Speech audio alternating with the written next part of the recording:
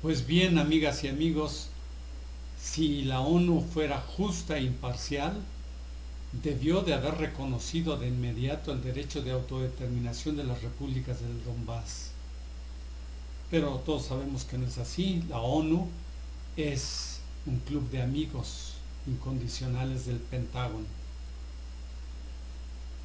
Regresando al relato sobre la guerra de Ucrania, les diré que una vez que Volodymyr Zelensky es electo presidente de Ucrania, este comediante, producto de la publicidad televisiva ucraniana, lo primero que hace es desconocer, de hecho, los acuerdos de Minsk. Dice una cosa, dice la otra, pero finalmente escamotea los acuerdos que con tanto esfuerzo se habían logrado en el 2014. Y no solamente eso, Zelensky insiste en la integración de Ucrania al bloque militar de la OTAN, insinúa y coquetea con el occidente y particularmente con el Pentágono para que se prospectara la posibilidad de establecer bases militares, instalación de misiles, todo lo que viene o que vendría después de ser aceptado al seno de la Organización del Tratado del Atlántico Norte, la OTAN. Esto trajo un ambiente de incomodidad y de preocupación por parte de Rusia, de la parte rusa, puesto que Putin había señalado sus líneas rojas, y es decir, el establecimiento de territorio que pudiera ser amigable y neutral, y no militante y a favor de los enemigos del Kremlin, como lo estaba haciendo Ucrania en ese momento. Finalmente, el 22 de febrero del 2022, Rusia reconoce la independencia de las repúblicas del Donbass. Hay que recordar que esta declaración de independencia ya había sido realizada después del referéndum del 2014. Rusia guardó pues un periodo responsable, demasiado largo diría yo, para finalmente reconocer la independencia de las repúblicas.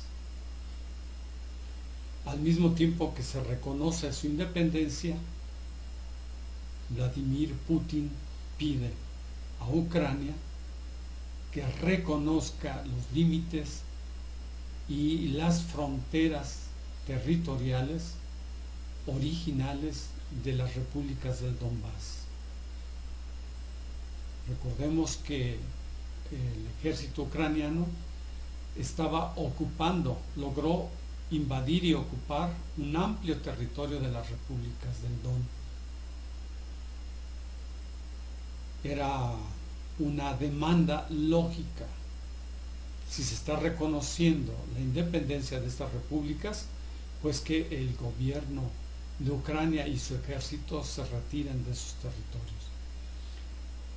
Ese mismo día 22 por la tarde, noche, Volodymyr Zelensky hace sus respuestas, sus declaraciones,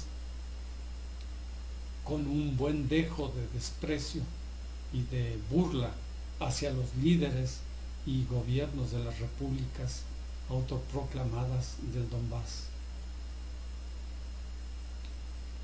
Dice de manera textual: no tenemos miedo a nada ni a nadie, no debemos nada a nadie y no regalaremos nada a nadie.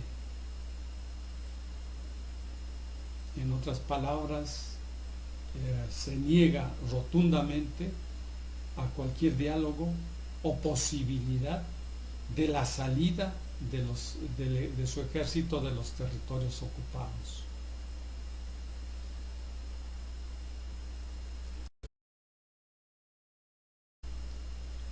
Así llegamos al 24 de febrero del 2022.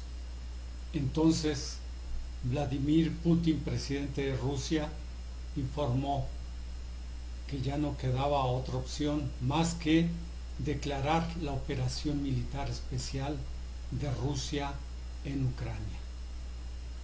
Inmediatamente el mundo occidental lo tomó como una invasión, olvidando todo el proceso anterior del cual venimos comentando. Inmediatamente el ejército ruso inicia esta operación militar atacando por el norte y por el sur. Por el norte, no con mucho éxito, logra entrar hasta los límites de la ciudad capital de Kiev. Por el noreste también entran las fuerzas rusas y rodean la ciudad de Kharkov. Por el sur, las fuerzas rusas tienen más éxito. Desde Crimea entran al territorio de Ucrania, toman Kharkov y enseguida Zaporizhia. Avanzan hacia el oriente, rumbo a las repúblicas del Donbass, y encuentran un polo de resistencia muy importante en el puerto de Mariupol. Ahí están los fanáticos del batallón Azov, fanáticos neonazis que oponen una resistencia muy tenaz en el territorio ocupado del puerto. El ejército ruso termina esta etapa sin mucho éxito, aunque de pronto levantó la expectativa de que la guerra terminaría en 7 a 15 días de guerra. La resistencia del ejército ucraniano fue importante. Vamos enseguida a revisar la última etapa de esta guerra.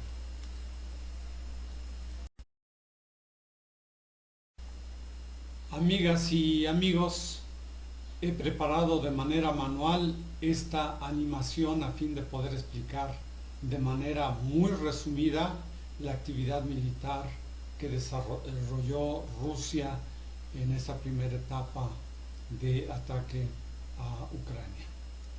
El 24 de febrero, como ya he explicado, se inició esta operación especial. El ejército ruso entra por el norte de Ucrania, ataca Kiev de manera inmediata.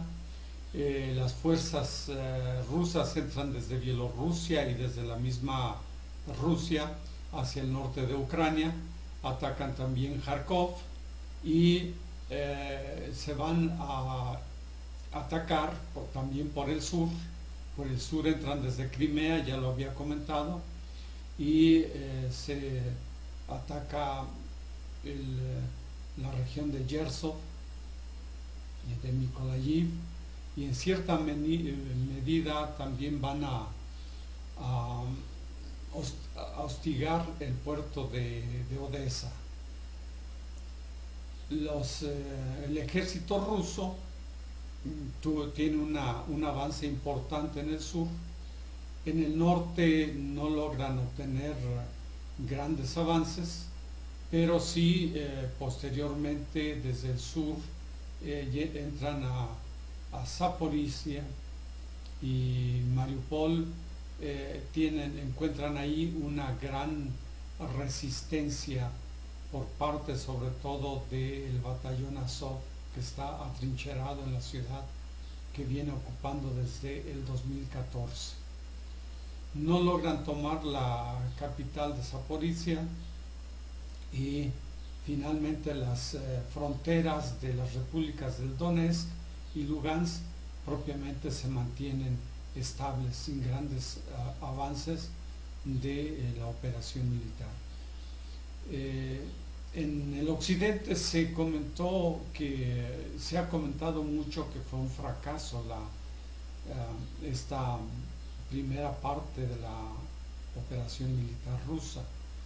Pero bueno, Rusia lo informó desde el inicio que se proponía desmilitarizar, es decir, acabar con los centros militares, las fuerzas militares de Ucrania, y particularmente de aquellas secciones o sectores donde estuvieran atrincherados los grupos de neonazis de Ucrania.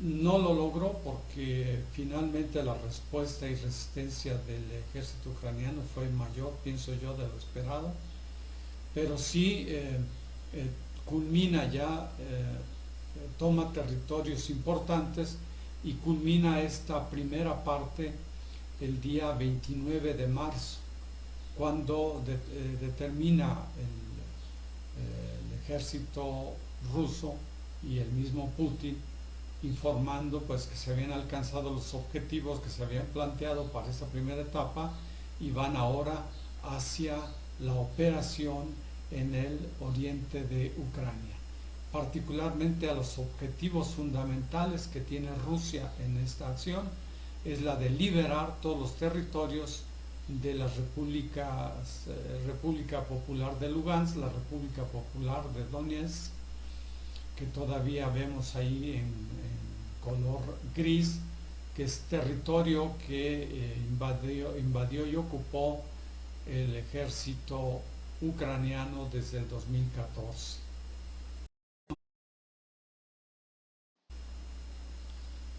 Los últimos días de marzo y los primeros de abril, el ejército ruso se retira del norte de Ucrania.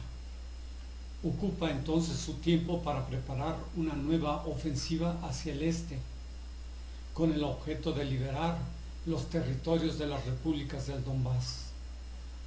Es así que la nueva ofensiva rusa arrecia, se combate fuertemente en Mariupol y mediante el bombardeo artillero y misilístico se ataca Kramatorsk, Izium, Zaporilla, Dnipro, entre otros. Un grupo muy diezmado de marinos ucranianos y militantes del batallón Azov se refugia en la aserera de Azovstal, en el mismo Mariupol. De manera insistente, Vladimir Putin ofrece garantías humanitarias y trato digno a los prisioneros, a todos aquellos que se rindieran, pero Zelensky amenazó con mandar ejecutar a todo aquel soldado o marino que se rindiera al ejército ruso. Por eso mismo, Putin declaró concluida la toma de Mariupol, ordenando al mismo tiempo cercar al grupo que resistía en la aserera, a fin de que nadie pudiera salir de ahí. Como dijo textualmente, que no salga de ahí ni una mosca.